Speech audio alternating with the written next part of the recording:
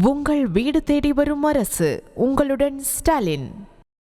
இப்போ அடுத்து விஜய் வந்து 25ல வந்து மதுரையில நடத்த போறா அப்படின்னு சொல்லியிருக்காருல, அவங்களுடைய தென் மாவட்டங்களை ஒருங்கிணைக்கும் வகையில் மதுரையில் நடத்த போறாரு. அது அவருடைய கட்சி, அவர் எங்க வேணாலும் நடத்தலாமே.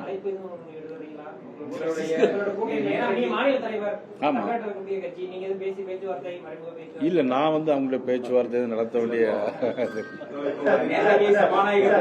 பேட்டி கொடுக்கும்போது விஜய் வந்து பாஜக பி டீமா செயல்படுறது அமித்ஷா சொல்லிதான் அவர் கட்சி ஆரம்பிச்சு செயல்பட்டு இருக்கிறாரு. ரெண்டு உதாரணத்துக்கு சொன்னார். அவர் வீட்டுல சிக்கன் ரைஸ் ரைடு நடந்துச்சு, அது குறித்து எந்த தகவலும் வெளியே வரல.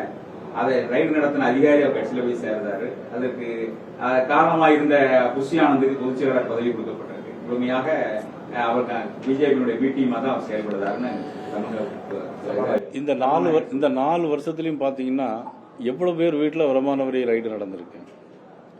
வருமான வரி ரைடுக்கும் பாரதிய ஜனதா கட்சிக்கும் என்னைக்குமே சம்பந்தமே கிடையாது. அது ஒரு இண்டிபெண்டன்ட் பாடி, வருமான வரித்துறை இண்டிபெண்டன்ட் பாடி. நாளைக்கு உங்க வீட்டுல கூட பணம் இருந்தா ரைடு நடத்தான் செய்வாங்க. ஆட்சி அதிகாரத்துல பங்கு கண்டிப்பா வேணும் அப்படின்னு சொல்லி அன்புமணி இன்னைக்கு காலையில சொல்லியிருக்காரு.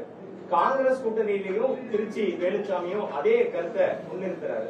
பாஜக அதிமுக கூட்டணியோடைய ஒரு இம்பாக்ட் தமிழக அரசியல்ல இப்படி ஒரு தோற்றத்தை உருவாக்குறதுன்னு நினைக்கிறீங்க?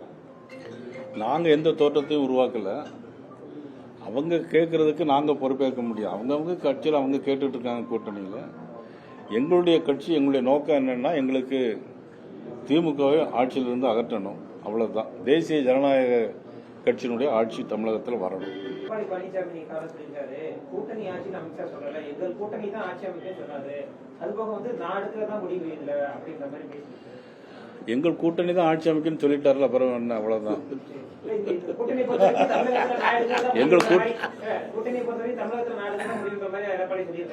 அவர் சொல்லியிருக்காரு, எங்களுடைய கூட்டணி ஆட்சி அமைக்கணும்னு சொல்லிட்டாருல, அது நடக்கும். வேற உங்களுடன் ஸ்டாலின் முதல்வர் நிகழ்ச்சிக்கு கூடக்கூடிய கூட்டம், மாண்புமிகு எதிர்கட்சி தலைவர் எடப்பாடி பழனிசாமி நடத்தக்கூடிய மக்களை சந்திக்கும் கூட்டம், அதுக்கு சேரக்கூடிய கூட்டம் எப்படி பாக்குறீங்க? பொதுமக்கள் என்ன மாதிரியான எதிர்பார்ப்போட இந்த கூட்டத்துக்கு வராங்கன்னு சொல்லி நீங்க பாக்குறீங்க சார்? அதாவது பொதுவா ஒரு ஆட்சி மாற்றம் வருதுனாலே சில விஷயங்களை பார்த்தாலே தெரியும். சின்ன குழந்தைகள்லாம் வந்து பேச தேர்தல் ஆரம்பிச்சுன்னா சின்ன குழந்தைகள் நம்ம பின்னாலே ஓடி வருவாங்க.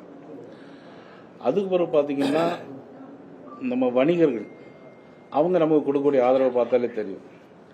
அதுக்கு பிறகு பாத்தீங்கன்னா மிக முக்கியமான விஷயம், காவல்துறை, போலீஸ் இருக்கு பாருங்க, அவங்களுடைய நடவடிக்கையை பார்த்தாலே நமக்கு விஷயங்கள் தெரியும். இப்ப எல்லா விஷயங்களும் மாறுபட்டு இருக்கு. இப்போ காவல்துறை முந்தைய விட பாத்தீங்கன்னா காவல்துறை ஒவ்வொரு காவல்துறையின் மனதிலும் மாற்றம் ஏற்பட்டிருக்கு. மேட்டுப்பாளையத்தில் மதிப்புக்குரிய அண்ணன் EPS அவர்கள் பிரச்சாரத்தை ஆரம்பிச்சாங்க. அங்கேயே லட்சக்கணக்கான கூட்டம் வந்துச்சு.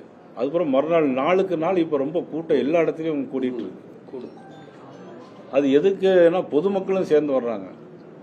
அதை விட பாத்தீங்கன்னா மதுரையில முருக பக்தர்கள் மாநாடு, நீங்க எல்லாரும் பாத்தீங்க, உலகத்திலே இந்த மாதிரி ஒரு மாநாடு, ஒரு ஒழுக்கமான ஒரு மாநாடு, குடும்பத்தோடு வந்து கலந்து கொள்ளது, எந்த விதமான காசும் கொடுக்கல, அவங்களுக்கு வேன் அமைப்பு கொடுக்கல, அவங்களாவே வந்தாங்க, கூட்டத்தில் கலந்துக்கிட்டாங்க.